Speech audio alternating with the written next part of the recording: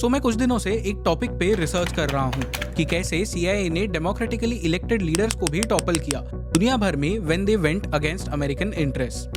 And I got to know something very interesting. मुझे पता चला about a book called the CIA and the cult of intelligence written by Victor Marchetti and John Marks. Victor Marchetti एक special assistant थे CIA deputy director के, but इस book के जरिए उन्होंने कई सारे CIA के डार्क सीक्रेट्स को लोगों के सामने लाया। इनफैक्ट इस किताब को लीगली सेंसर करने की कोशिश भी की गई थी by the US government before it was even publish. Authors को फोर्स किया गया to remove over 168 passages from the book. इस किताब के थ्रू मुझे पता चला कि कैसे during the cold war CIA ने इंडिया में भी इन्फिल्ट्रेट किया था। इंडिया उस वक्त एक नॉन अलाइंड देश था, बट अमेरिका के लिए नॉन अलाइंड का मतलब था सॉफ्ट कम्युनिस्ट। इसलिए CIA ने एंटी कम्युनिस्ट इन्फ्लुएंस बिल्ड करना शुरू किया भारत में। डायरेक्ट इंटरफेरेंस रिस्की था, तो CIA ने काम किया इनडायरेक्ट चैनल्स के जरिए, NGOs के जरिए, कल्चरल एक्सचेंज प्रोग्राम्स के थ्रू और कुछ सिलेक्ट इंडियन जर्नलिस्ट और एकेडमिक्स को क्वाइटली ग्रूम करके।